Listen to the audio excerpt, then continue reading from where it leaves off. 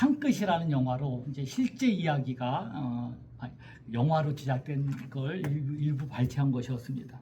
1950년 미국의 아주 유명한 대학을 졸업했던 유망한 청년이었던 짐 엘리엇이라는 사람의 이야기였는데요. 하나님의 부르심을 깨닫고 선교하는 일에 자기의 생애를 바치기로 하는 그는 주님께 결단을 하게 됩니다. 그는 남미의 에콰도르 정글에 와오다니 인디언들에게 복음을 전하기 위해서 친구 4명과 함께 남미의 정글을 향했습니다. 1956년 아마존 유역을 정탈하던 중에 간절히 찾던 그 와오다니족을 발견하게 됩니다. 그들은 여러 날을 정글을 헤치며 나아갔습니다. 이때 갑자기 한때의 인디언들이 나타났습니다. 복음을 전하기를 원했던 그 와오다니 인디언들이었습니다. 인디언들은 창을 들고 와서 무서운 기세로 막 집어던지고 달려들었습니다. 처음으로 와오다니족을 접했던 그 5명의 선교사들은 그 자리에서 그들의 창끝에 찔려 다 죽는 순간을 맞이하게 됐습니다. 그런데 그들에게는 아까 영상을 보았듯이 총을 다 가지고 있었습니다. 그러나 어느 누구도 총을 단 한 발도 발포하지 않았습니다. 그들은 지금 내가 총을 쏘면 내가 살 수는 있었지만 어느 누구도 다시는 이 지역에 들어와서 복음을 전하지 못할 것이라는 생각을 했던 것입니다. 그 짐 엘리엇 선교사는 그들의 창에 찔려 죽으면서 그렇게 얘기합니다. 부하, 비하, 음부하, 나는 당신의 친구입니다. 짐 엘리엇 선교사의 그 일기에는 이와 같은 말이 남겨져 있다고 합니다. 결코 잃어버릴 수 없는 것을 얻기 위해 결코 끝까지 지킬 수 없는 것을 버리는 자는 어리석은 자가 아니다 라고 일기에 기록했다고 합니다. 결코 우리가 잃어버릴 수 없는 것, 즉 예수님을 믿는 그 신앙, 그 복음을 지키기 위해 끝까지 지킬 수 없는 것들, 아무리 애를 써도 끝까지 지킬 수 없는 것을 잃어버리는 것은 절대로 어리석은 것이 아니라라고 그는 고백했던 것입니다. 이 희생이, 이 헌신이 열매를 맺었습니다. 그 후에 짐 엘리엇의 아내 엘리자벳은 간호학을 공부하며 2년 후에 1958년도에 그 선교사의 여동생 레이첼 세인트란 분과 함께 어린 딸을 데리고 다시 그 정글로 들어갑니다. 그 정글의 특성 중에 하나는 여자는 죽이지 않았다고 합니다. 들어가서 5년 동안 저들을 위해 헌신하고 모든 굳은 일을 다했으며 아픈 사람을 간호해주고 치료해주고 그들의 모든 어려움을 돌봐주게 됩니다. 그들이 묻습니다. 아니 당신들은 왜 이렇게 험한 정글까지 와서 우리들을 위해서 이렇게 고난에 동참해주고 모든 것을 희생할 수 있었습니까? 라고 물어봅니다. 그랬더니 그들이 대답합니다. 나와 남편이 섬기는 하나님의 사랑이 여기까지 와서 우리를 이렇게 살 수 있게 했습니다. 그 순간 저들은 눈물을 흘리며 그 하나님의 사랑에 감동했습니다. 저들은 모두가 다 예수를 믿게 됐으며 그 짐 엘리엇을 죽였던 아까 영상에 보였던 그 추장은 나중에 목사가 되었다고 합니다. 그리고 그 부족의 40%가 넘는 사람들이 모두 다 예수를 믿고 평화로운 그러한 아주 평화로운 부족으로 지금 바뀌었다고 우리 그렇게 기록으로 남아 있습니다. 오늘 선교의 생명을 거는 교회라는 제목을 잡아봤습니다. 우리 표에 늘 이렇게 잡혀 있죠? 여러분은 우리 교회가 어떤 곳이며 무엇을 해야 하는 곳이라고 생각하십니까? 많은 사람들은 교회는 병원으로 이해합니다. 육체의 병을 병원에서 치료하듯이 영적인 병을 교회에서 치료해야 한다고 생각합니다. 물론 이거 분명히 맞는 말입니다. 치유와 위로가 없으면 교회가 아닙니다. 어떤 사람들은 교회를 학교라고 생각합니다. 하나님의 말씀에 대해 가르치고 배우는 기관이 교회라고 생각합니다. 그래서 정말로 체계적인 공부가 없으면 좋은 교회라가 아니라고 생각합니다. 또 어떤 사람들은 교회를 구제기관으로 이해합니다. 예수님이 과부와 고아와 나그네를 돌봤듯이 그 정신을 이어받아 헐벗고 굶주린 사람을 도와야 한다고 합니다. 그래서 이 세상에 소외된 사람을 돌보지 못하는 교회는 더 이상 교회가 아니라고 생각합니다. 다 맞는 말입니다. 교회 역할 중에 그런 역할이 들어있는 것이 분명한 사실이고, 그러한 일 역시 교회에 있어 매우 중요한 일이 아닐 수 없는 것입니다. 그러나 교회에는 그보다 더 중요한 일이 있습니다. 더 소중한 사명이 있는 것입니다. 그것은 여러분 알다시피 교회는 하나님께 예배하는 곳이라는 것과 선교하는 곳이라는 것입니다. 우리를 창조하신 하나님께 예배하고 그 하나님의 말씀인 복음을 증거하는 일을 말하는 것입니다. 교회는 하나님으로부터 하나님께 예배하는 예배적 사명과 복음을 증거해야 하는 선교적 사명을 부여받았기 때문인 것입니다. 그러기에 교회는 하나님께 예배하는 일과 복음 전하는 일에 최우선 가치를 두어야 합니다. 물론 치유도 좋고 교육도 좋고 구제도 좋지만 그 모든 것들이 예배와 선교를 위한 것들이어야 하는 것입니다. 치료를 위한 치료, 구제를 위한 구제는 교회의 본질과는 거리가 있는 것입니다. 우리 교회는 선교의 생명을 거는 교회라는 그러한 표를 가지고 있습니다. 스위스 신학자였던 에밀 브룬너는 불은 타오름으로 존재하듯이 교회는 선교함으로 존재한다라는 말을 했습니다. 선교는 교회의 여러 가지 일들 가운데 하나가 아니라 교회의 유일한 존재 이유입니다. 선교는 하나님이 보내심을 받아 이 땅에 오신 예수님이 성취하고자 하신 모든 일을 의미하는 것입니다. 전통적으로 우리 교회는 두 가지 개념으로 이해되어 왔습니다. 하나는 모여서 하나님께 예배하는 에클레시아이고, 또 하나는 흩어져 복음을 증거하는 디아스포라입니다. 교회는 바로 이러한 교회의 본질적 사명을 잘 감당할 때 하나님께로부터 칭찬을 받을 수 있는 것입니다. 반면에 교회가 이런 사명을 망각한 채 예배와 선교가 없는 친교 단체나 구제 기관으로 아니면 정치 집단으로 전락한다면 우리가 하는 일이 아무리 선하고 착한 일이라 할지라도 하나님은 더 이상 우리를 쓰지 않을 것입니다. 하나님은 우리 덕도원 중앙교회를 지금 60년 가까이 써주셨습니다. 그러나 지금까지 쓰셨다는 이유만으로 앞으로 계속 쓰실 것이라고 생각하면 그것은 착각입니다. 우리는 앞으로 정말 하나님이 쓰임받는 그런 교회가 되기 위해서 우리는 정신을 차리고 바로 서야 하는데, 그렇게 하나님께로부터 계속 쓰임을 받기 위해 우리는 교회의 가장 중요한 사명을 늘 잊지 말아야 하는 것입니다.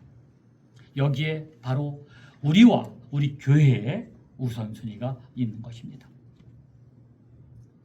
내 민족, 내 조국, 그것도 중요합니다. 내가 얼마나 잘 먹고 잘 살 수 있는가도 매우 중요합니다. 그러나 그 문제보다 우리가 더 간절히 바라야 할 우선순위, 그것은 하나님과 단절되어 살아갔던 많은 사람들로 하여금 생명의 근원이신 하나님을 알게 하는 것, 하나님 앞에 죄인 되었던 그들이 십자가를 바라보고 예수 그리스도의 죽으심과 부활을 통해 죄 사함을 받고 새롭게 태어나도록 그들의 삶을 도와주는 것, 이러한 모든 것들이 우리 교회의 가장 우선되는 사명인 것입니다. 오늘 성경 본문은 우리가 잘 아는 바벨탑 사건이 나옵니다. 본문을 선교적인 시각에서 보면 또 다른 하나님의 뜻을 우리는 알 수 있습니다. 그것은 하나님을 믿는 자녀들의 역할이 무엇이며 더 나아가 교회의 역할이 무엇인지를 우리에게 분명하게 말씀해주고 계신다는 것입니다. 하나님은 창세기 1장 28절에서 인간들에게 온 땅에 퍼질 것을 명령하셨습니다. 성경을 깊이 들여다보면 이 명령은 선악과를 먹지 말라는 명령보다 먼저 말씀하신 창조 후 첫 명령으로 매우 중요한 의미를 부여하고 있습니다. 그만큼 하나님에게 있어서는 매우 중요한 일이었습니다. 창세기 1장 28절을 봅니다. 하나님이 그들에게 복을 주시며 그들에게 이르시되 생육하고 번성하라, 땅에 충만하라, 땅을 정복하라, 바다의 고기와 공중의 새와 땅을 움직이는 모든 생물을 다스리라 하시니라. 하나님이 인간을 창조하시고 그들에게 가장 원하시는 것은 다름 아니라 흩어지는 것이었습니다. 단순히 넓은 곳에 나가서 많은 땅을 차지하고 살라라고 하신 것이 아니라 하나님의 정신을 갖고 그 하나님의 정신을 퍼뜨리라는 의미였습니다. 그러나 사람들은 죄성으로 인해 하나님의 명령을 이해하지도 못했고 실천하지도 못했습니다. 오히려 오늘 본문의 말씀을 보면 하나님의 말씀에 반해서 사람들은 스스로 흩어짐을 면하기 위해서 그들은 바벨탑을 쌓았다라고 성경은 기록하고 있습니다. 창세기 11장 4절입니다. 또 말하되 자 성문과 탑을 건설하여 그 꼭대기를 하늘에 닿게 하여 우리의 이름을 내고 온 지면에 흩어짐을 면하자 하였더니, 하나님은 흩어지라 그렇게 첫 명령으로 주셨는데도 불구하고 사람들은 흩어지기를 싫어했습니다. 하나님은 땅에 충만하라고 하셨는데 사람들은 모여 살기를 더 원하고 있었습니다. 그래서 하나님은 사람들을 흩으시게 된 것입니다. 하나님의 명령을 지키지 않는 사람들을 하나님은 강제로 온 땅에 퍼지게 했던 것입니다. 여러분, 우리 교회가 교회된 이유는 구제도 아니고 친교도 아니고 교육도 아닙니다. 물론 이것들 매우 다 중요하지만, 그리고 그것을 위해 교회가 최선을 다해야 하지만, 궁극적으로 교회된 이유는 예배와 선교입니다. 하나님은 언제나 예배하는 자를 찾으십니다.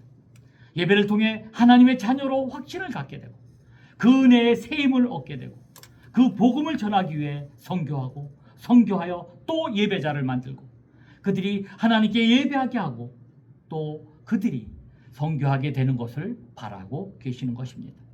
그것이 바로 예배와 선교를 통해 이루어질 수 있는 것입니다. 이와 같은 내용은 구약의 창세기에만 나오는 내용은 아닙니다.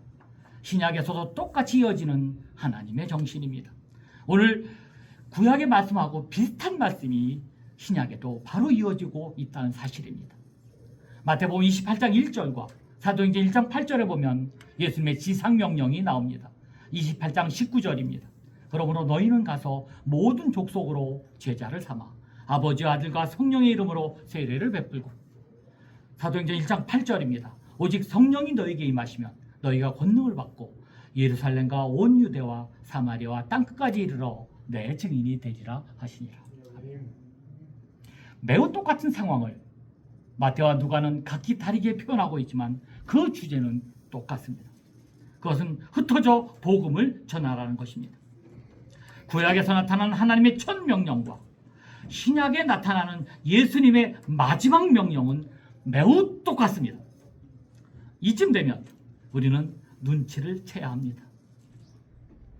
우리가 무엇에 관심을 가져야 하는지, 하나님이 주신 그 마음이 무엇인지를 우리는 결코 외면하지 말아야 합니다. 여러분, 그런데 불행하게도 그 은혜가 많았고 그 성령 충만했던 것처럼 보였던 초대교회 사람들은 흩어져 복음 전하는 일을 감당하지 않았습니다. 오히려 사도행전 내용을 보면 초대교회 초창기에는 복음을 전하기보다는 성령께서 오신 뒤에도 그 성령 충만한 뒤에도 서로 함께 모여있는 일을 더 많이 하고 좋아했던 것입니다. 그들은 그저 자기네끼리 함께 모여있는 것이 좋았고 구제하는 일이 즐거웠고 교제가 좋았던 것입니다. 그런데 그렇게 모여서 기도하고 찬양하고 교제가 좋았던 그곳에 그 교회는 핍박을 받게 되었습니다. 성도들은 흩어져 복음을 전하지 않으면 안 되게 하나님은 만들어 보신 것입니다. 우리 사도행전 8장 1절을 제가 읽어드립니다. 그날에 예루살렘에 있는 교회에 큰 박해가 있어 사도회에는 다 유대와 사마리아 모든 땅으로 흩어지니라. 이 말씀을 자세히 들여다보면 1장 8절과 거의 비슷하게 어순만 바뀌어 있고요. 박해라는 글자가 하나 더 있는 것 빼놓고는 아주 흡사합니다. 온 유대와 사마리아와 땅끝까지 이르러 내 증인이 되리라 하신 1장 8절의 말씀과 아주 흡사합니다. 근데 그 앞에 뭐가 있냐면 큰 박해가 있습니다.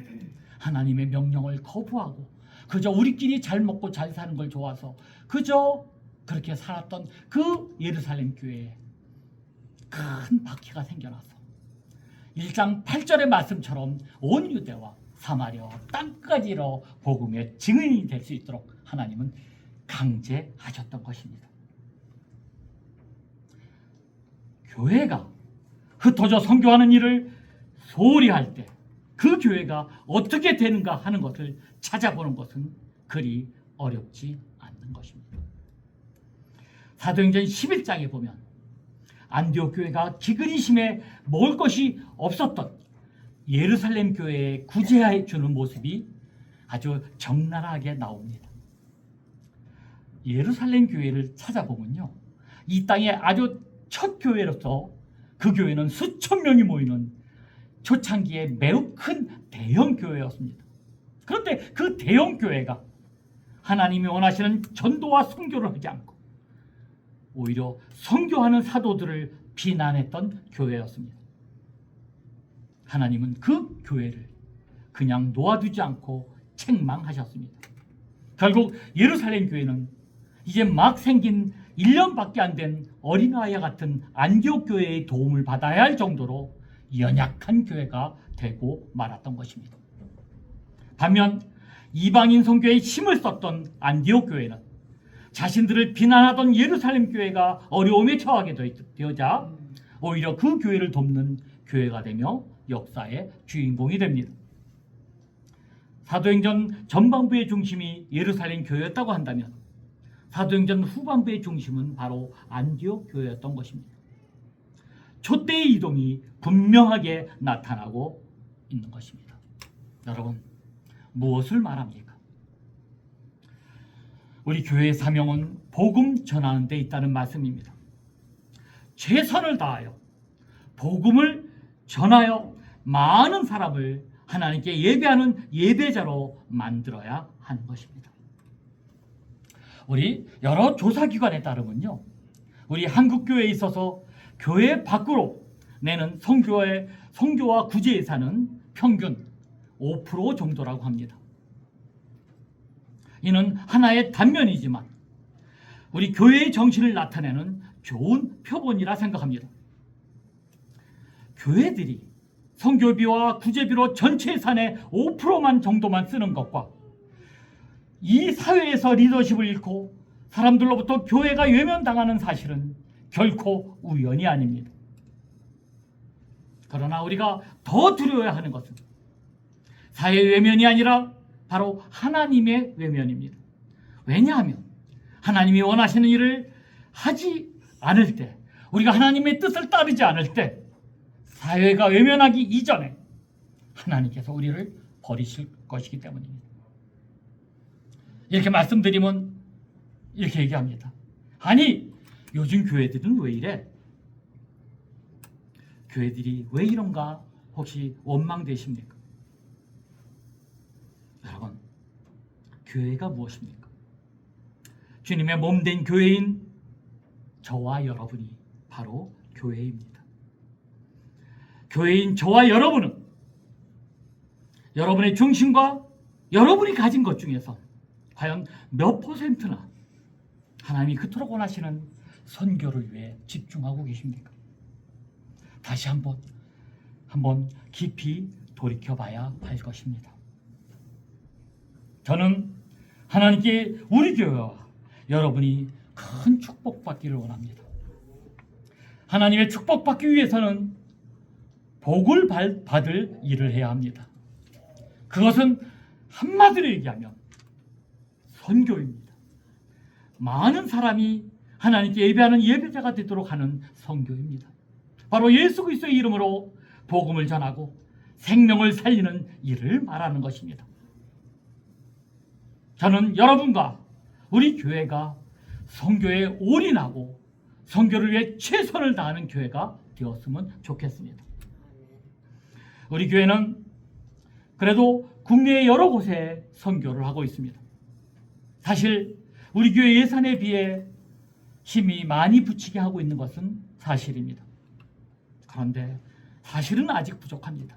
더욱더 힘을 내서 이제 앞으로 허락되는 대로 전 세계 많은 곳에 선교사를 파송하는 교회가 되었으면 좋겠습니다. 하나님께서 보내라고 하시면 언제든지 순종하면서 선교에 생명을 거는 교회, 바로 그런 교회가 되었으면 좋겠습니다. 그래서 하나님이 가장 기뻐하시는 교회, 하나님이 가장 기뻐하시며 크게 써주시고 크게 축복하시는 그런 교회가 되었으면 좋겠습니다. 한때 여러분, 우리는 선교사님들의 이름을 보면서 그렇게 선교사님을 위해 기도할 때마다 바꿔야 할 생각이 하나 있습니다. 우리는 우리 교회가 선교사들을 돕는 것이고 선교사역을 하는 사람들을 우리가 후원하는 것이라고 생각합니다. 적어도 우리는 그들 때문에, 그 선교사님 때문에 우리 교회와 내가 산다라고 생각을 바꿔야 하는 것입니다. 왜냐하면 하나님은 복음을 증거하는 일, 복음을 가지고 선교하는 일을 가장 소중하게 생각하시고 그 일을 가장 기뻐하시기 때문에 그 일에 관심을 갖는 교회와 지체를 이렇게 멋지게 세워주시는 것입니다. 그래서 선교사님들은 지금도 저 세상 끝에 나가서 전도하고 선교하는 선교사님들은 우리 교회와 우리들을 살리고 세우시는 분들이라는 사실입니다. 그 선교사님들이 우리 교회를 살리시는 분들이신 것입니다. 교회 안에 오래전부터 세상의 논리가 있어 왔습니다. 교회가 더 커져야 되고 더 가져야 선교를 잘할 수 있을 것이라고 많은 생각을 합니다. 구원의 논리와 성장의 논리가 만나서 교회는 더 열정을 갖고 크게 화려하게 성장을 해왔습니다. 그러나 그 과정에서 교회의 근본 정신과 본질을 차츰 잃어버리고 있다는 사실입니다. 우리 교회는 단순합니다. 교회의 주인이 하나님이시고 하나님께서 운영해 나가십니다. 그러기에 하나님이 기뻐하시는 일을 우리 교회가 한다면 하나님은 우리 덕도원 중앙교회를 칭찬하실 것이고 그 일을 계속해서 나갈 수 있도록, 해나갈 수 있도록 우리에게 더 큰 힘을 주실 것입니다. 우리 교회는 하나님이 그처럼 기뻐하시는 선교의 생명을 거는 그런 하나님이 기뻐하시는 교회가 되었으면 좋겠습니다. 저와 여러분의 살 길은, 우리 교회의 살 길은 복음을 전하는 것뿐입니다. 여러분, 선교하지 않는 기독교인은 기독교인이 아닌 것입니다.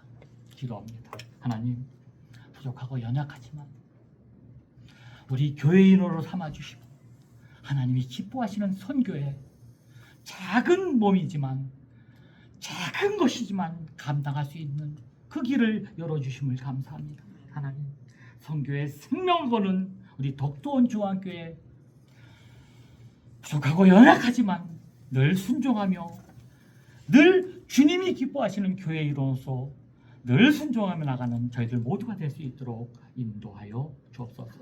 예수 그리스도 이름으로 기도했습니다. 네. 우리 495장 한 장 하시겠습니다.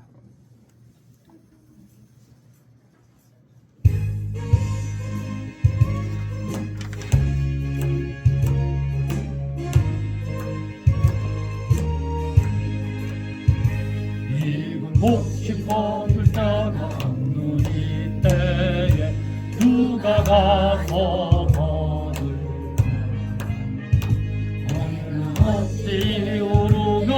자 있을까 소소가자 맡으로 보내줘소서 보내줘소서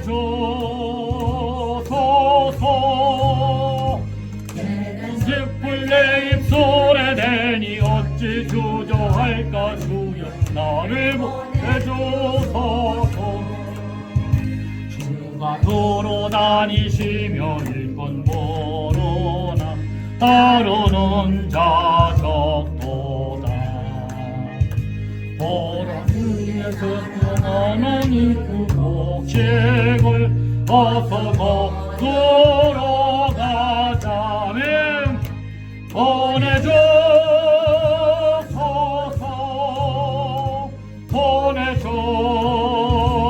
보내줘소서는 계단 촛불 내 입술에 대니 어찌 주저할까 주여 나를 보내줘소서 주가 나를 모르시니 언제 어디나 기뻐서 일하라 주가 명령 내리실 때 능력 받아서 기뻐 거두리로다 보내줘소서 보내줘소서 대단 숯불 내 입술에 대니 어찌 주저할까